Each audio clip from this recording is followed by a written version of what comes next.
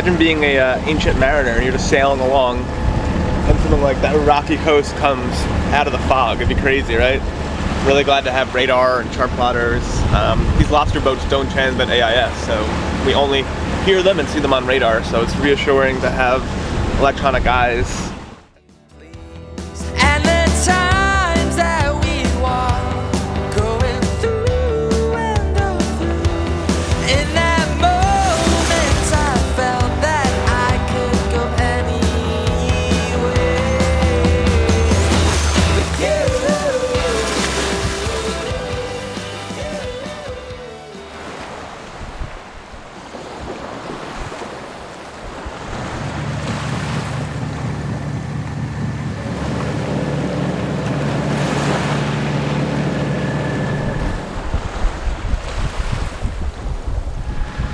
Look at wilderness here, huh? Yeah. Is that a seal? Yeah, a little seal bathing himself. Oh, I was wondering what that was.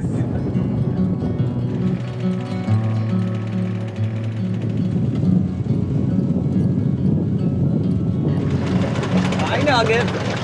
Hi, Nugs. We've just arrived into Cross Island, which will be our furthest destination north, or down east, as Mainers say.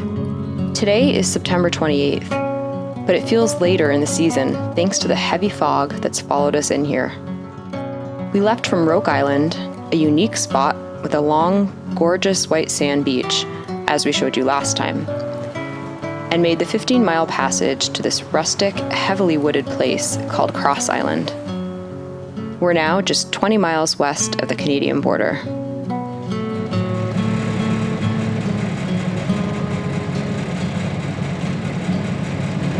Looking for a spot to anchor, and I have this Dodger hole zipped up. I'm sticking my head out and filming because it's kind of cold. But this cove is so beautiful. I'm so glad we went further east. It just feels more off the beaten path. It's beautiful. Yeah, we're just looking for a spot. Pretty good. This is great.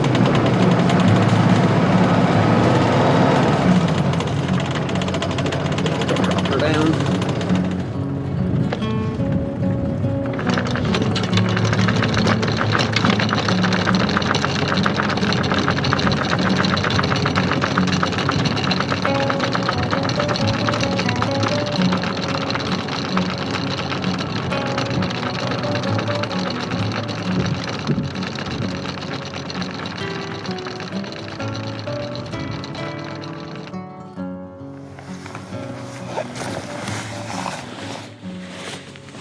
The next few days is nothing but the same rainy drizzle and heavy fog. So eventually we decide to brave the elements and explore. We're in a much denser part of the woods now. And it's so pretty. Hoping that I'm capturing it because it's really different than anything we've seen so far.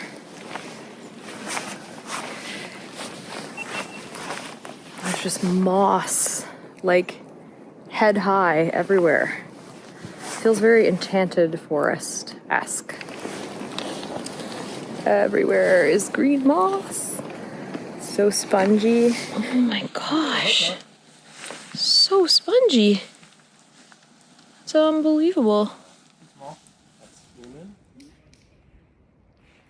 There are many hidden gems here at Cross Island, and everywhere we turn is beauty and wonder.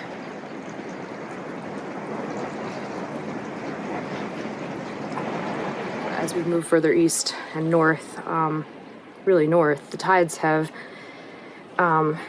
just continued to have a greater fluctuation, a greater change. And this is the furthest we've been, and the tides fluctuate 15 feet here. So I'm standing right now in a spot that is normally completely underwater, and that's just really cool to think about.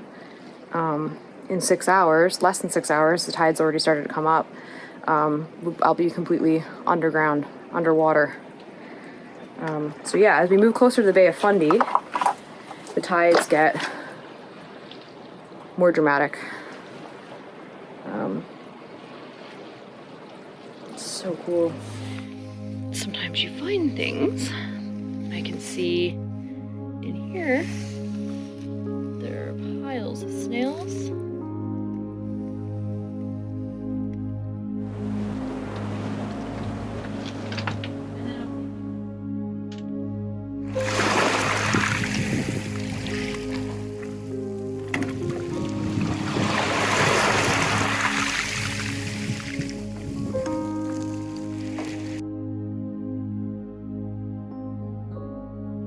So it's the morning after our hike and it's really rolly in here, like really rolly.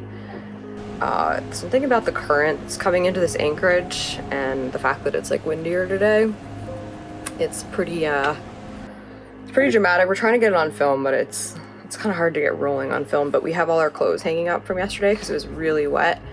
And everything's just like going like this and like this. It's like being out at sea. It's pretty crazy. It's like a fun house in here. Yeah. Whoa.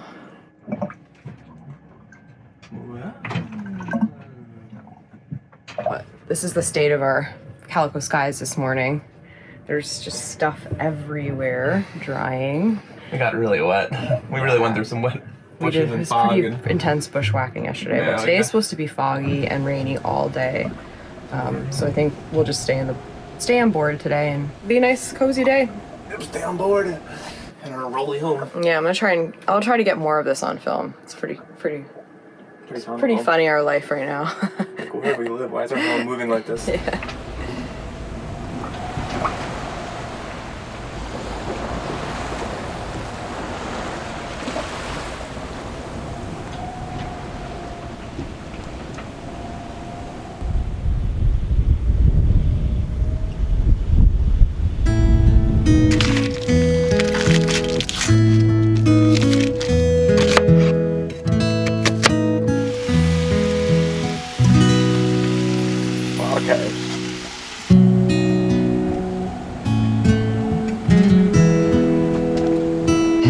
I just popped my head up to take a look outside. It's about 3 o'clock. I'm watching this bald eagle out of the corner of my eye, and I can see that there's a lot less fog and it's windier, but I think by tomorrow the fog will be gone, and we'll have sun again. So definitely gonna spend the rest of the day inside, even though it does look a little better. Start adding water? Well, that there, the sun, finally.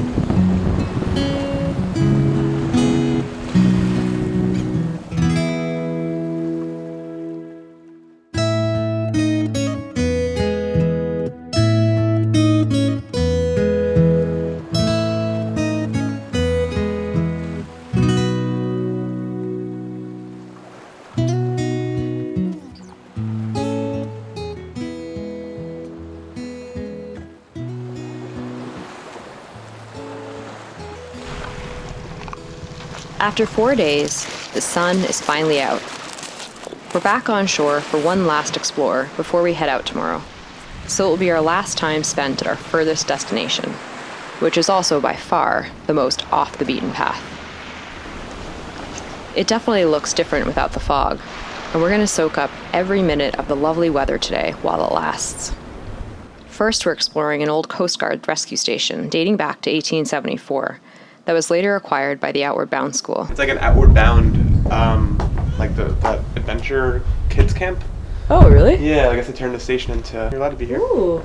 Yeah, you want to go check it out? It's kind of cool. Yeah, I want to check it out.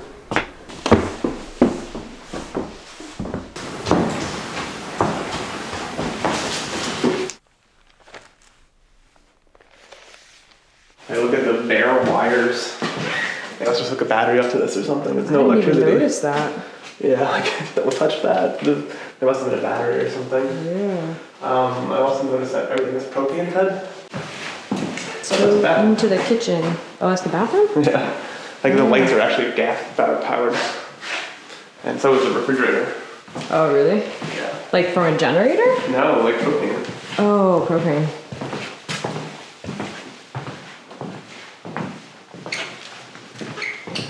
So you can see.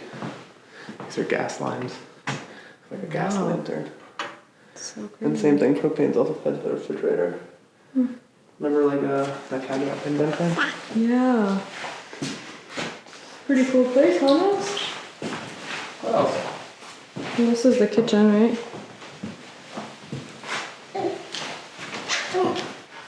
A little bigger than our kitchen.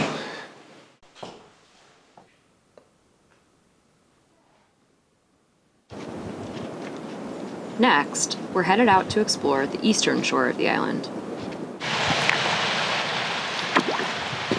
It's kind of crazy, right? Yeah, you can see like it could be two separate islands, I guess. Yeah, it would all be underwater.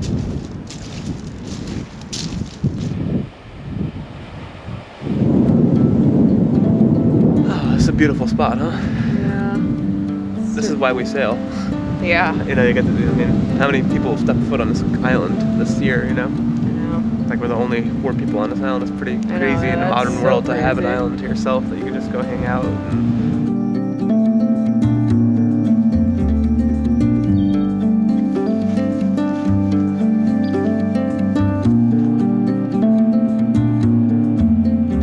beautiful island, huh? I love this one. I think this is it's my favorite one on the whole summer. Yeah. Kind of funny though, 'cause it's pretty close to Canada, so it makes sense. We love Nova Scotia. We're pretty close to Nova Scotia now. Yeah. But it's October 1st, so time to turn south. We're gonna probably go tomorrow and start making our way down the coast of Maine. Been a good summer though. Yeah, it's been a great summer.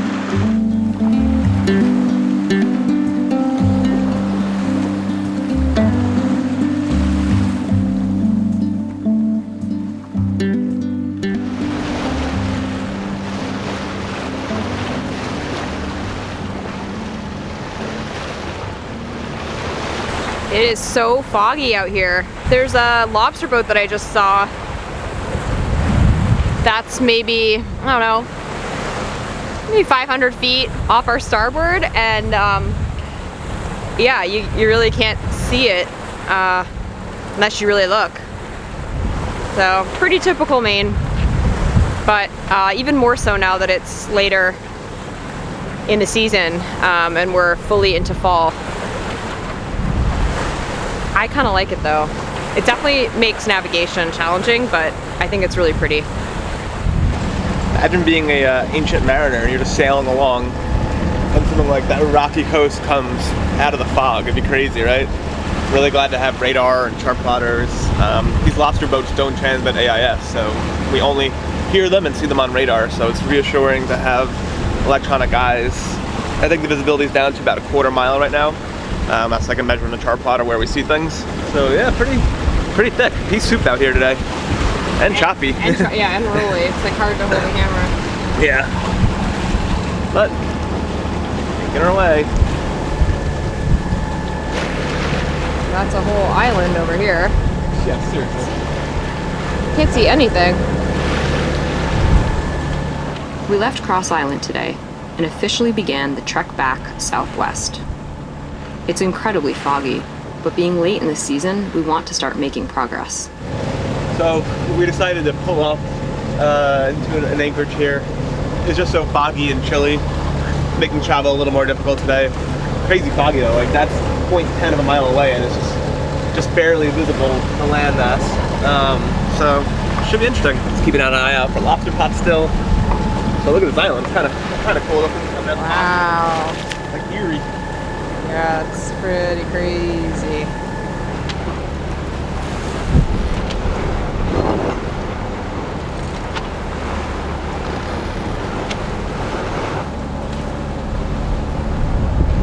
Pretty cool, huh?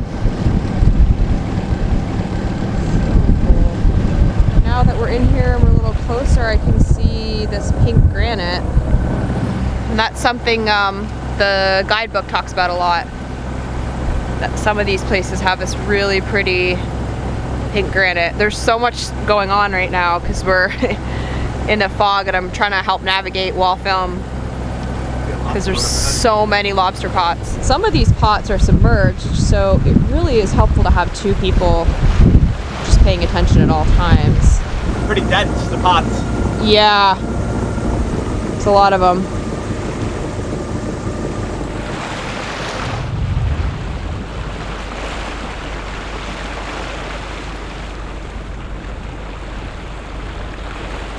super pretty though. All these little islands everywhere.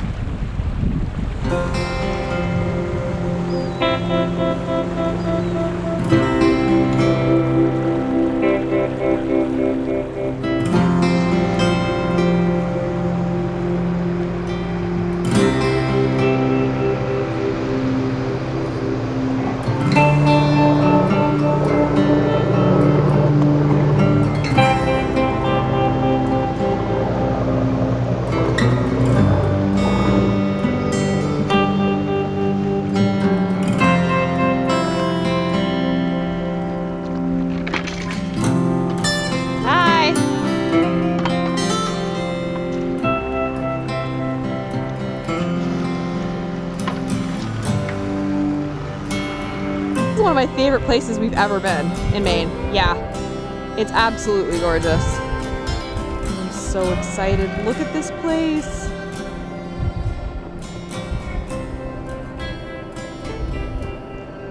Just look at it. It's just so like calm. Like the filming of that lobster boat was just so. Well, no wave, no wind. Yeah. Cold, my friend? Hmm? You cold? A little bit.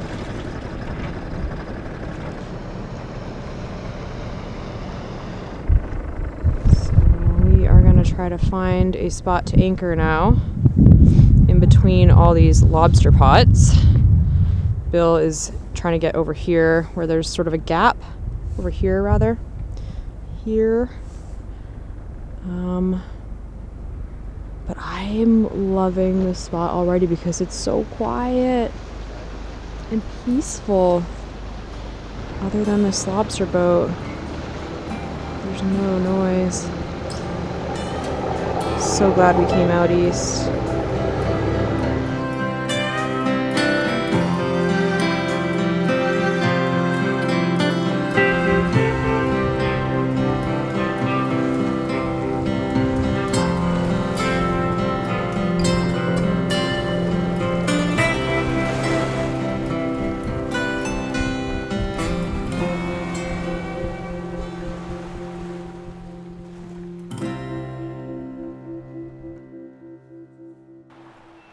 Though we've begun our trek back, our season in Maine is not quite over yet. There are more sunny days ahead, but also challenges. And though we've pushed the limits of our season here, you'll see next time that our problems have nothing to do with weather.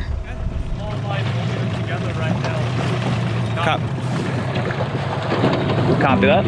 Are you gonna carry the nugs now, Right, honey? packing you on. Got a little workout? Nugget, you notice you're a little taller? Nah. Okay, just remind me that I have a baby over my head. How does it feel? I've been carrying live cargo. She's like, me. Oh, really? She moves around in there? Body mass swinging around. Slid down some extra dense woods, denser than before. To be honest, ooh, we've lost the trail.